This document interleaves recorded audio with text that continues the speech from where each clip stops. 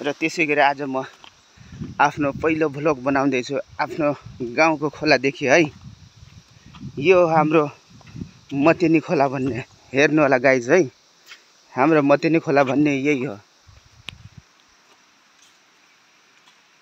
पानी बगिरहेछ सललल गरेर हेर्नुस्।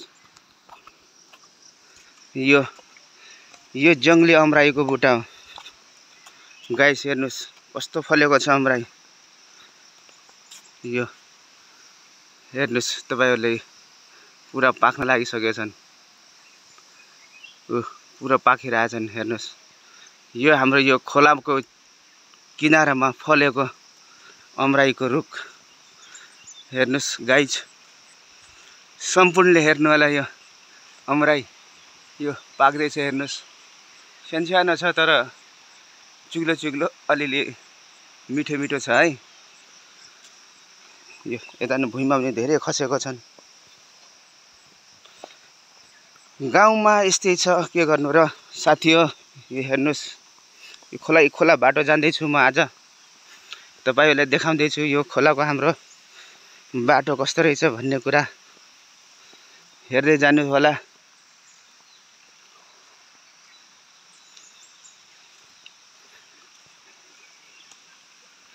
हेर्दै जानुस् गाइज। यो चाहिँ औलिसाको रुख हो। औलिसाको बुट्टाहरू सानो छन् तर यो सुकिसकेछन्। अब औलिसा के झाडु बनाउने वाला औलिसा यो हेर्नुस्। यसको झाडु बन्छ यो। यही हो औलिसा हेर्नुस्। तर सानो छ अब त सुकिसक्यो। यहाँ हाम्रो यस्तो सानो रह छ गाइज हेर्नुस्। सानो रह छ। यो सानो रहमा यस्तो माछाहरू पनि छैनन्। सबै माछाहरू भागिगे रहेछन् तल पाइ। अस्ति बर्खा आएर के गर्ने र गाइज। यस्तै छ हैन साथीभाइ हो। हिँड्दैछु म तपाईहरुलाई देखाउँदैछु हाम्रो यो खोलाको बाटो मतेनी खोलाको। अब हेर्नुस् यहाँ यस्तो छ। यस्तरी हिँड्दा बाख्राहरू हिँड्छन्। यहाँ गाई गोरुहरू हिँड्छन् यो बाटोबाट। यो हेर्नुस् गाइज आइपुग्यौँ हामीहरू यहाँ। पहिला यहाँ ठुलो रह हुन्थ्यो गाइज। अहिले यो सबै बालुवाले खत्तम पारिसकेछ। यो हेर्नुस्। यो पहिला यहाँ धेरै ठुलो रह थियो यो। अहिले बालुवाले गर्दाखेरि यो सबै जो भएको छ हेर्नुस् गाइज। पहिला मान्छे डुबाउने रह थियो यहाँ। अहिले चाहिँ सबै जो बालुवाले पुरिसकेछ गाइज।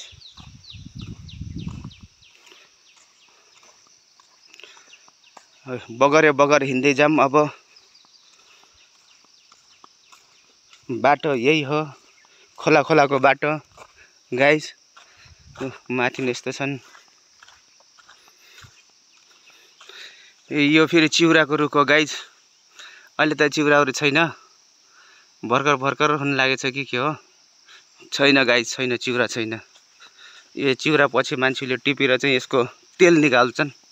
तेल बन्छ यसको तेल गाइज। यो चिउराको रुख हेर्नु कति ठुलो छ। यो फलेको रहेछ। यो अलिअलि रहेछ यो चिउराको। यो हेर्नुस् यो चिउराको फल यस्तो हुन्छ। यो यसको तेल पछि निकाल्छन्।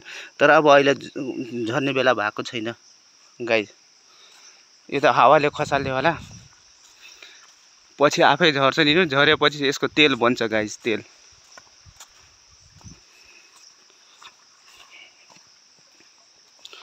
खोला हिँड्दै जाने पर्ने भएछ। आज म तपाईहरुलाई भिडियो बनाउनको लागि यो खोलाको बाटो हिँड्दैछु गाइज। हेर्नुस् यता धान रोप्नको लागि जोतिर पुरा गरेको छन् केटाहरूले। जोतिर पुरा गरेको छन्। ठिकै छ। अब केही दिनपछि रोप्ने हुन्छ यता नि। अनि यो चाहिँ सिमलको रुख त देख्नु भयो होला सबैले। यो चाहिँ सिमलको रुख है। कति ठुलो भएको छ एकदम छिटै छ।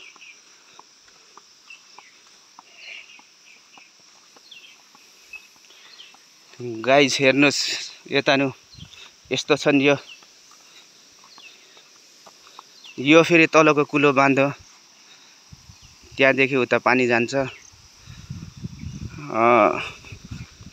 माथि अर्को बाँध छ, यो अर्को सानो बाँध हो। माथिको पनि सानो त सानै हो, तर ऊ भएको छ। हेर्नुहोस्, बाँध यसरी बनाएर पानी लग्नुपर्छ गाउँघरमा सिँचाइ गर्नको लागि, कुलोमा अब धान रोप्नको लागि। हेर्नुहोस्, यस्तो गराएर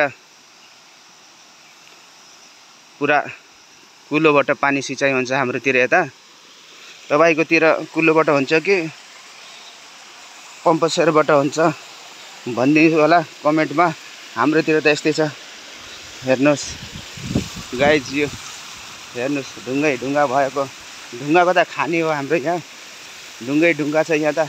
ढुङ्गाको खानी जति ढुङ्गा लग्यो भने हुन्छ, तर घरको नजिकमा चाहिँ लग्न दिँदैनन्। टाढा टाढाबाट ल्याउनु पर्छ ढुङ्गा यहाँ घर बनाउने। यो पानीमा जाँदैछु म अब। यो माछाहरू तपाईँले देखाउनु, माछा पनि छैनन्। हेर्नुहोस्, माछा पनि छैनन्। यता नि सबै माछाहरू नि मारिसके रहेछन्।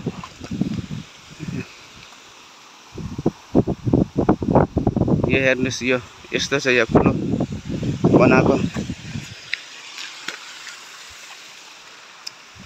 यो तल फेरि एउटा रह छ, यहाँ देखिन्छ कि देखिन तपाईँलाई देखाउँछु। एउटा तल रह छ होइन। यो रहमा चाहिँ माओवादी पहिला डुबेर मरेको रह हो। माओवादी डुबेको रह भनेर चिनिन्छ यसलाई, तलको रहलाई है। माओवादी कालमा माओवादी डुबेर मरेको रह हो त्यो है गाइस। हेर्नुहोस्, अब म त यतै खोला खोला बाटो हिँड्दैछु। यो गाई गोरु हिँड्ने बाटो, बाख्राहरू हिँड्छन् अनि मान्छेहरू पनि अलिअलि हिँड्छन् यहाँबाट।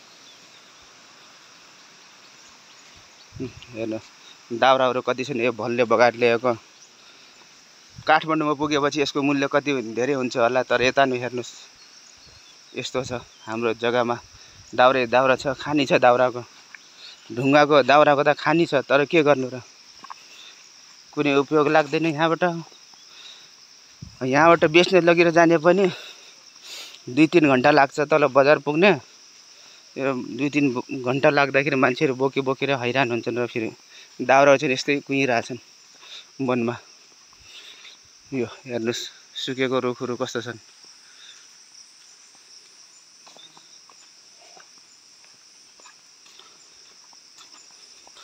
आज यो मेरो फर्स्ट ब्लग हो साथीहरू।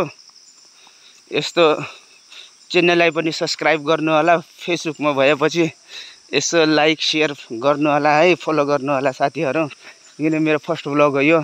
तपाईँहरूलाई यो हाम्रो यो त गाउँको यो खोला खोलाको मात्र देखाउँदैछु म। तपाईँले माया गर्नुभयो भने, अनि म डाँडा डाँडाको भने हाम्रो यहाँ डाँडामा धेरै उ छ क्या, देख्ने लायकको चिजहरू छन्। त्यस्तो चिजहरू देखाउँला पछि भिडियो बनाएर। तर मलाई माया गर्नु पर्यो साथीहरूले, अर्को भिडियो बनाउनेको लायक हो कि होइन। यो हेर्नुहोस्, दाउराहरू उता कस्तो छन् पल्टेको हाम्रो गाउँको।